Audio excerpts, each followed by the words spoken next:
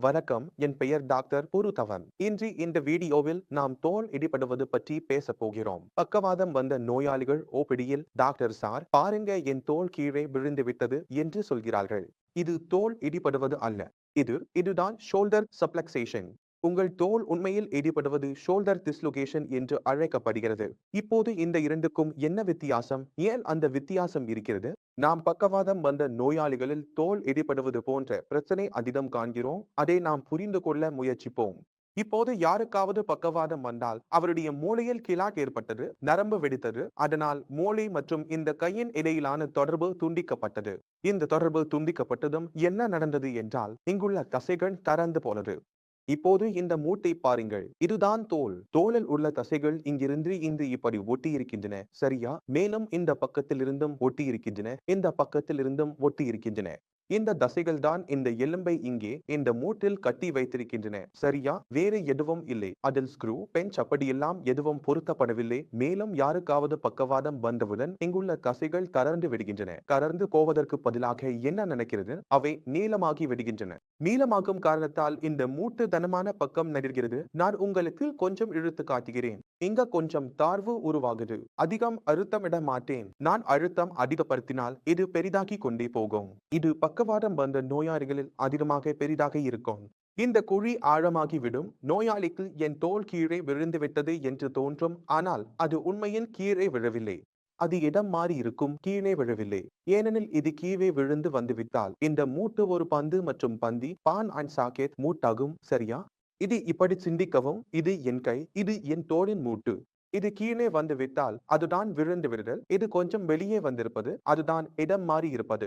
முதலில் நீங்கள் புரிந்து கொள்ள வேண்டியது இது இடம் மாறி இருப்பதாகும். சரி, இப்போது நாம் இதை சரி செய்ய என்ன செய்ய வேண்டும் என்றால் இங்குள்ள தசைகளை பலப்படுத்த வேண்டும். இந்த பலம் எங்கிருந்து வரும்? தசைகளுக்கு எதுவும் ஆகவில்லை. தசை கிழியவில்லை, லிகமெண்டும் கிழியவில்லை. ஆனால் அது இன்னும் பலவீனமாகிவிட்டது, திறந்து விட்டது. இப்போது இதை நம்மால் இறுக்கமாக்க வேண்டும்.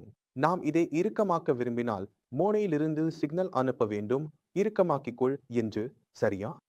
ஆனால் மூளையில் குருதி உறை உள்ளது, நரம்பு கிழிந்துள்ளது. மூளையின் ஒரு பகுதி சேதமடைந்து விட்டது. அப்படி நாம் என்ன செய்ய வேண்டும்? நாம் மூளையின் உள்ளே நியூரோபிளாஸ்டிசிட்டி செய்ய வேண்டும். இந்த நியூரோபிளாஸ்டிசிட்டி என்பது ஒரு அற்புதமான விஷயம்.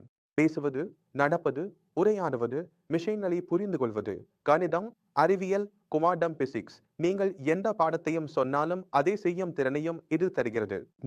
நமக்கு லக்வா பாராலிசிஸ் ஏற்பட்ட போது உட்கார முடியவில்லை, பேச முடியவில்லை, நடக்க முடியவில்லை. ஆனால் மெதுவாக என்ன நடந்தது என்றால் எங்கள் எல்லா கிருமிகளும் திரும்ப வந்தது. முழுமையாக வரவில்லை, சரி. ஆனால் எங்களுக்கு வந்த சில திறன்கள் இதனால் தான் வந்தது. யாருக்காவது கிலாட் அல்லது நரம்பு வெணிப்பால் லக்வா வந்தால் முதல் 6 மாதங்கள் தான் கோல்டன் பீரியட். ஏஷண்ட் நோயாளி மீட்க கண்டிப்பாக வரும். இந்த நேரத்தில் மருந்து சாப்பிடலாம் அல்லது சாப்பிடாமலும் இருக்கலாம். டாக்டரிடம் போனீர்கள், பிசியோதெரபி செய்தீர்கள், செய்யவில்லை. எந்த கோவிலுக்கு போனாலும், குருத்வாராவுக்கு போனாலும், எங்கே போனாலும், யாருடைய கையாவது உங்களை தொறினாலும் உங்களுக்கு நிச்சயம் நிம்மதி கிடைக்கும். ஏனென்றால் இந்த நேரத்தில் மூளையில் தானாகவே நிம்மதி ஏற்படுகிறது. ஆனால் இந்த 6 மாதங்கள் கடந்த பிறகு அதே டாக்டர், அதே கோவில், அதே குருத்வாரா, அதே மசூதி வேலை செய்யாமல் போய்விடும். ஏன் தெரியுமா? ஏனென்றால் மூளையில் அந்த நியூரோபிளாஸ்டிசிட்டி தானாகவே இயற்கையாக நடந்து கொண்டிருந்தது. அது இப்போது நிற்கிறது. அதனால் உங்கள் பாராலிசிஸ் குணமாகும் செயலும் இருக்கிறது. அப்படி என்றால் நாம் என்ன செய்ய வேண்டும்? மூளையில் அந்த நியூரோபிளாஸ்டிசிட்டியை மீண்டும் துவக்க வேண்டும். அந்த நியூரோபிளாஸ்டிசிட்டியை நாம் மீண்டும் துவங்கும் நாளிலிருந்து நமக்கு மீண்டும் நிவாரணம் கிடைக்க ஆரம்பிக்கிறது. இப்போது அதே விஷயங்கள் வேலை செய்ய ஆரம்பிக்கின்றன. முன்பு நிவாரணம் தராத அந்த உடற்பயிற்சிகள் இப்போது நிவாரணம் தர ஆரம்பித்து விட்டன. சாதாரண உடற்பயிற்சிகளும் இப்போது நிவாரணம் தர ஆரம்பித்தன. ஏனென்றால் நியூரோபிளாஸ்டிசிட்டி இயக்கத்தில் வந்தது. என் வார்த்தைகளில் உங்களுக்கு சந்தேகம் இருக்கலாம். நான் விரும்புவது நீங்கள் சில நோயாளிகளை சந்திக்க வேண்டும். அவர்கள் 10 வருட பழையவர்கள். 10 வருடங்களுக்கு பிறகு முன்னேற்றம் ஆரம்பித்திருக்கிறது. அப்போதுதான் நீங்கள் உங்களை அவர்களுடன் ஒப்பிட்டு பார்க்க முடியும். ஏன் அவர்களுக்கு இப்படி பெரிய நிவாரணம் வந்தது என்று. நீங்க பார்த்தீங்கன்னா எப்படி நாம நம்முடைய மூளையில் நியூரோபிளாஸ்டிசிட்டி ஆரம்பிக்கிறோமோ அப்போ உங்க பக்கவாதம் 10 வருஷம் பழையதா இருந்தாலும் 20 வருஷம் பழையதா இருந்தாலும் அதில் நிம்மதி வர ஆரம்பிக்குது. இந்த நிம்மதி வருதுன்னு அர்த்தம் நீங்க எழுந்திருந்த நடக்கும் திறன், பேசும் திறன், கை இயக்கும் திறன் எல்லாம் திரும்ப வர ஆரம்பிக்குது.